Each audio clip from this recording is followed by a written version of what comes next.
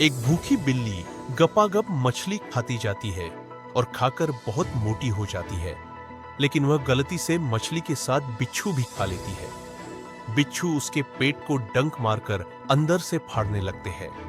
बिल्ली दर्द से जोर जोर से चीखने लगती है। तभी वहां पर एम्बुलेंस आ जाती है और डॉक्टर तुरंत बिल्ली के पेट पर दवा छिड़क कर सारे बिच्छू भगा देते हैं।